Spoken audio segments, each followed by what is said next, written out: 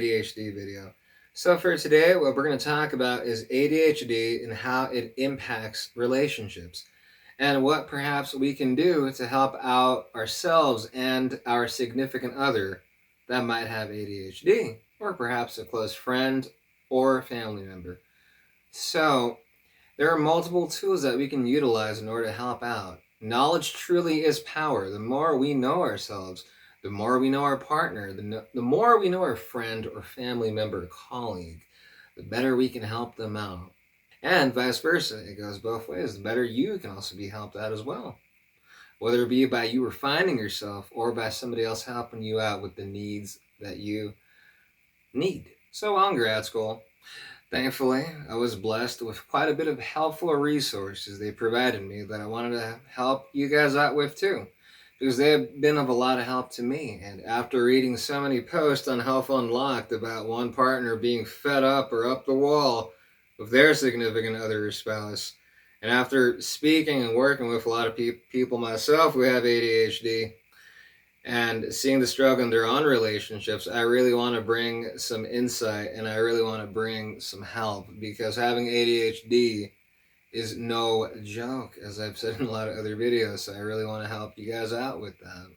Every relationship, every individual requires different needs and expects different things, and the ADHD can certainly complicate this. And we have to understand that there exists taking care and helping out the ADHD, that there also exists taking care and helping out the person and the unique nature of their personality, cognitive functions, and what they need. So in this one, it's going to be a little mixture of both. So I wanted to provide a couple of resources to help you and your partner out. Let's do a little deep dive, shall we? Resource number one, we have the Myers-Briggs, the infamous MBTI exam. Carl Jung and the 16 personality types. Now, amongst those 16 foundational personality types, there exist subvariants of those personality types, and there are millions of subvariants. So you can have two people with the same personality, they can be two different people entirely. So what I recommend you do, I left the link down below where you can take the examination and find out what your own personality and cognitive functions are. And then you can find out your significant others as well. So I recommend you take the test 3 times and be completely honest. And if you don't know a word or what something means, please look it up. You want to be as realistic and as honest as possible to yield the best results. So I recommend you check that out.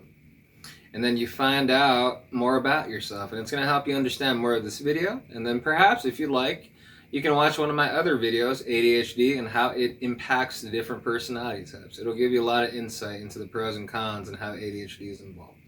Moving along, we have the second helpful link and resource being provided by yours truly. We have the 5 different love styles. So on the first list of love styles here, out of the 5, we have number 1, the avoider. Avoiders, coming from homes that are often low in affection, but which place high value on independence and self-reliance.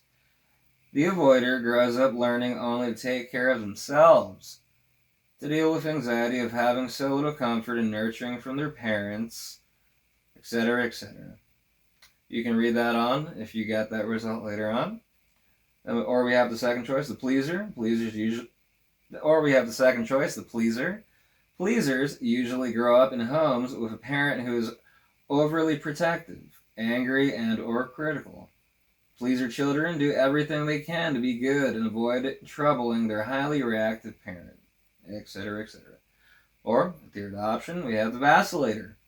Grown up with an unpredictable parent, vacillators' needs aren't top priority. Without consistent parental affection, they develop feelings of abandonment, etc., etc.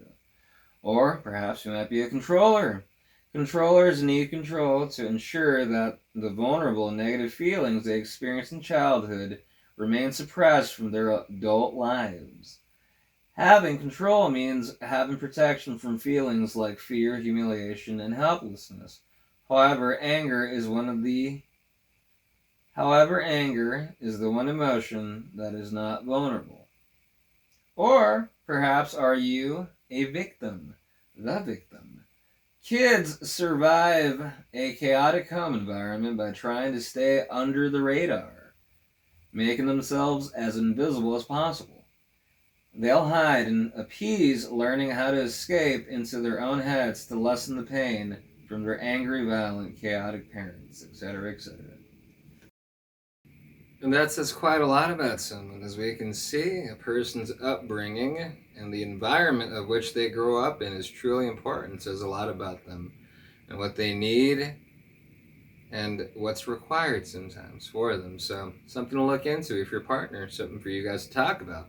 So I highly recommend that the both of you find out what your love style is each, so you can help each other out and better understand each other and help out the ADHD as well. Let's go on now to the next point, to the next helpful link. Next helpful link to help you out in your relationship is the Enneagram. The Enneagram examination is very interesting because it correlates quite a bit with your cognitive functions. So we see our skill set within our cognitive functions when we take the MBTI, and you see your 4 core functions. Now, what drives your personality is something different entirely a lot of the time, and that comes also from our childhood. It's hard to notice a theme. Our childhood is quite important. So, if you're a parent, really take that into consideration. But going back to what I was saying, the Enneagram exam, basically, it gets its information, interestingly enough, well, besides the questions, obviously, but it's a big reflection upon a lot of our childhood trauma. Now, all of us have different sorts of traumatic incidents of different levels and different varieties, and we were younger, and a lot of the time that's what forms our Enneagram function. So when I found out my Enneagram function, it was like, wow, this makes a lot of sense. And having inattentive ADHD and having it undiagnosed until my mid-20s, I can certainly understand why this is my Enneagram number. So a lot of introspection, a lot of deep dive learning I did for myself, and I'm like, wow, I have a lot of these characteristics, and wow, do I need to work on this and that and this and that. So you're probably going to have one of those moments as well. So I recommend you and your partner go individually and take the Enneagram exam so you can see what your biggest drives are. The Enneagram exam yields quite a bit of information. It's going to give you a lot of information as to what situations and circumstances can be helpful and which ones are not helpful, what you kind of need, what, habits and things of that nature that can certainly be of benefit to know for your partner and for yourself. So the Enneagram exam is really helpful, and I really recommend it. The link is down below. Let's move on down to the next part. And for the final point of assistance here, we have the 5 different love languages. There are 5 different ways in which some research has shown that people show and require affection. So go check that out. Go take the examination. But first, let's do a little talking about it. So here we have the 5 love languages. These are things that we do in order to display and show our love to our friends and our significant other and other people, etc., etc. So the 5 love languages.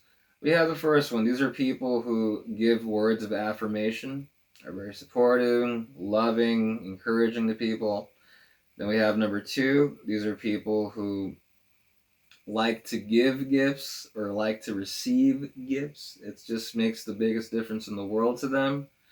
And then we have 3, acts of service. These are people who appreciate being helped out, having things done for them. And this can be definitely very relatable to a lot of people with ADHD who had such a difficult time doing something when they were younger that having help with something meant so much that they grew to have that as their love language. So it could be that for certain people with ADHD. And we have the other one, we have quality time. These are people who just love spending time together with the person that they're interested in, their significant other, their family members, their friends. Just that quality time, that time between them and fill in the blank. And then we have number 5, we have people whose love language is physical touch. So take that as you will, and take the examination. Now let's dive into the personality type of focus for this video. So for this video, the personality type of focus is going to be the INTJ and the INFJ, who are NI-DOMs. What does that mean? They're intuitive introverts, and that's their dominant function. And they're SE inferior, which brings within itself some issues as well. So let's take a look at some of the details that come with that. Now, this video is for either you or your partner to find out. So either you might be an INTJ or you might be an INFJ. Or it could be your partner watching this who is dating an INTJ or an INFJ. So you can watch this alone, you can watch this with your partner, but it's really informative. So I recommend that at some point the both of you watch it. So down below is going to be a link to a Google Doc I made that's going to include all these points that we're talking about. So you can highlight what you have trouble with and what you need to go over.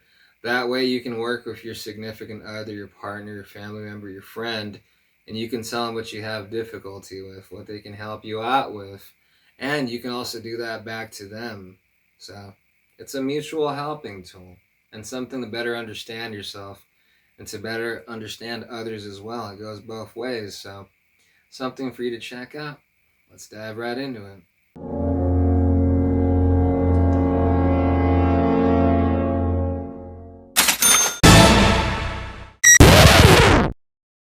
The intuitive introverted function, the NI function rather, focuses on perceiving underlying patterns and creating meaning through symbolic intuition. It observes facts and events from various perspectives in order to construct a bigger pattern that can be used for predicting future outcomes. So that's a little bit of a description right there in terms of the strengths and the ability. Let's now look at the inferior function. As I mentioned earlier, that's the SE function. And people who are SE dominant are the ESFP and the ESTPs. And those personality types are some of the most life, fun-loving people you're ever going to meet. So how do I know? Because I had a lot of friends who were ESFPs and ESTPs growing up. Some close family members and friends are those personality types too. So now let's dive into the INTJ, INFJ inferior function. We have the SE function. That is the dominant function of the ESTPs and the ESFPs, who are some of the most fun-loving people you're ever going to meet. So anyway, continuing on. SE, the inferior function of the INTJ, INFJ, SE is focused on engaging fully and immediately with sensory stimuli, adapting to changes quickly and making the most out of each moment's opportunities. But NI tends to misinterpret SE as being superficial, meaningless, or even base and vulgar. Ultimately, NI forcefully rejects the SE perspective because it fears that sensory or material life itself is insufficient for making one's life meaningful. And if one's life is not meaningful in some abstract way, then one has no concrete reason to live. Now, that last sentence is not the most INFJ, INTJ sentence I've ever heard. I don't know what it is. But anyway, yeah, pretty heavy stuff when you really think about it. INFJs and INTJs, I've met quite a few of them. Always an interesting conversation. I love the honesty and the straightforwardness most of the time, because I personally hate small talk and I don't like pleasantries and this and that. It's like, no, let's get to the meat of the conversation. Let's talk facts. Let's talk, I don't know. I like having a conversation. Deep, intuitive conversations, and INTJs, INFJs have that. So anyway, it's a bit tough, though, when the ADHD comes into the picture, because it can certainly complicate the dominant and inferior functions of the different personality. So we got to look out for that. There's a couple of things of difficulty that we have. So we got to watch out for quite a bit of stuff, and we got to be mindful, and we got to be helpful. So I wanted to discuss now some areas that might be of difficulty for an INFJ or INTJ to be in. These are sort of environments or places of work or whatever where it's really tough on the INFJ and INTJ. So if you didn't know, you're going to find out now. So check it out. This is really important. These are points that might not all be problematic for you as an INTJ or INFJ, but I'm certain there's going to be some points in there where you're going to be like, wow, yeah, I certainly don't like that. And I really wish more people would know not to do that to me or put me in these environments or situations, etc., etc. So let's take a look. Now, this is crucially important. This is the type of stuff that you do not want to have an INFJ or INTJ because they're going to lose their crap, so to speak. They're going to be what are y'all young people using these days? They're going to be a hot mess or ratchet or hatchet or whatever the hell y'all are saying these days. So, anyway. Continuing on. NIDOMs can be emotionally triggered in a variety of ways, such as feeling overwhelmed by the details of an unfamiliar physical environment, unexpected changes to their personal space, having factual errors pointed out to them in ways that implies carelessness or lack of forethought, being exposed or judged as lacking knowledge and insight, being forced to handle too many small details at once, lack of autonomy or personal space to engage in private activities, prolonged exposure to situations that encourage sensory overload, like big crowds or noisy environments, being blindsided or confronted with unwanted surprises, feeling pressure to extrovert too much, frequent interruptions from others or the environment, working in environments that do not allow independent thought or expressions of creativity, not receiving proper recognition for their insight or hard work, doing things that have no future prospects or significance for personal development, working with people who seem short-sighted or apathetic or inefficient, and spending too much time in environments that lack structure or clear rules of conduct, uncertainty about the future, feeling a chronic lack of purpose / meaning / direction in life. So after seeing them, sure, the gears have been running in your head of, wow, I can relate to this. I can't relate to that, but I can relate to this, and back and forth. So I'm sure you're thinking right now, and perhaps reflecting, and perhaps your partner is too. So that's good. Knowledge is power. Knowing the self is being able to conquer the self and empower thyself, which I truly believe in. So if we can get that under control, and now that we know some of the things that can cause us difficulty, we know how to better manage them. And we're not going to learn in all in one instance sometimes, but we can certainly start trying to modify how we do or go about certain things, both the partner and both the individual as well. So let's go over some points now that come with the difficulty of having the inferior function, the inferior SE function. SE dominance comes from ESFPs and ESTPs. They're SE DOMs. Their dominant function is their sensing extroverted function. In the case of the INTJ and INFJ, their dominant function is their introverted intuition. So some difficulty comes, though, when the SE and NI imbalance comes into play. So let's take a look at these points.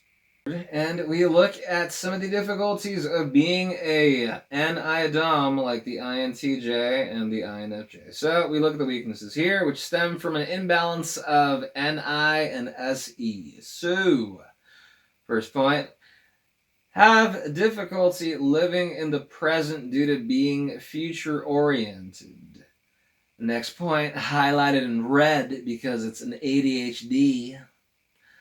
oriented one. The ones that are highlighted in red are going to be reminiscent of ADHD. It doesn't mean the other ones can't, but it's just more commonly associated.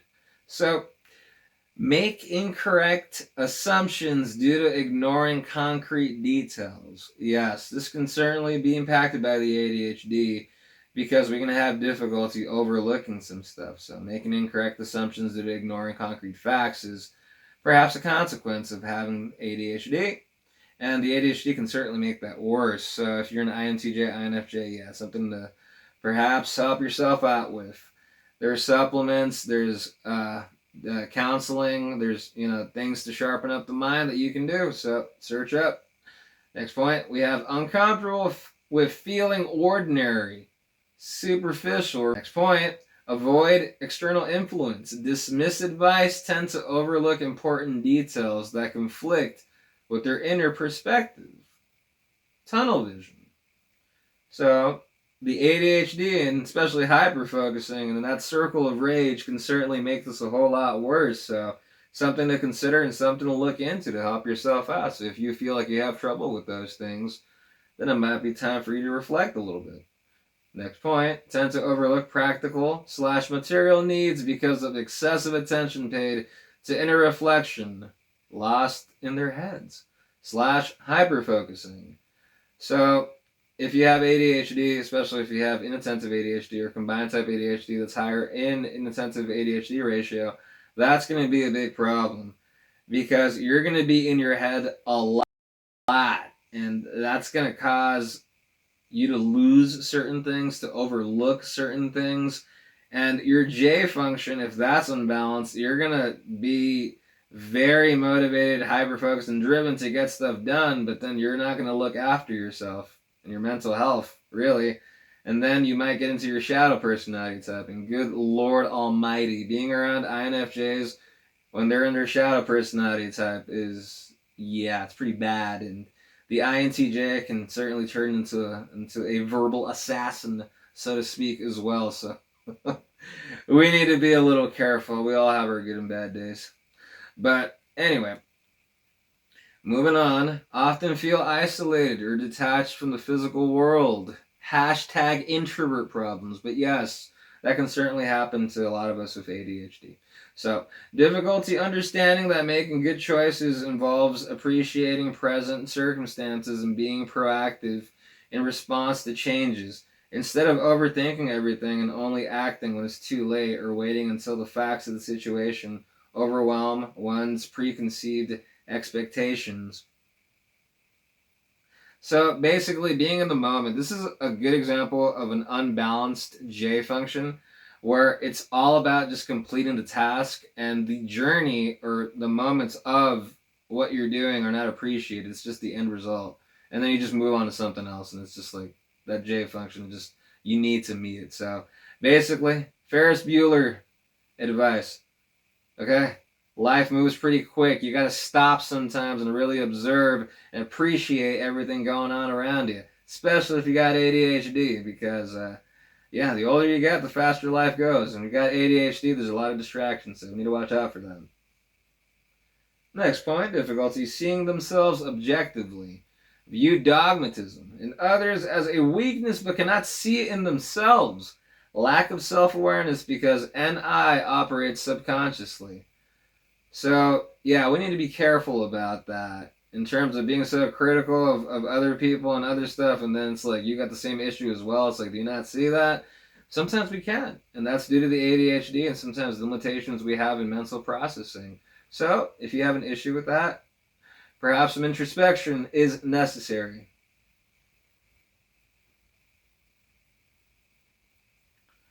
Next point, inaccessible/obsessive when engaged with passionate interest. Do not involve others in activities or quest for knowledge. So this can certainly be stimulating or a stimulating idea, and then hyper-focusing can get involved, and then you can, for sure, just completely disregard other people around you.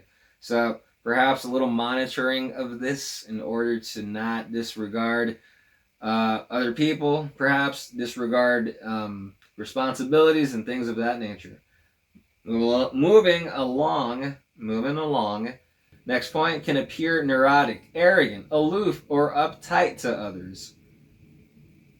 The next point, tend to use ironic, sarcastic sense of humor as defense mechanism. Yes, I have certainly seen my fair share of this, and I am quite a intellectual troll, so it drives a lot of INFJs and INTJs up the wall. But anyway, we all got our different ways of speaking. But yeah, if you're an INTJ or INFJ that has an issue with this, understand, just like I had to understand that using sarcasm or just, sort of being, what's the term? Condescending. Yeah, some people are really, really fragile.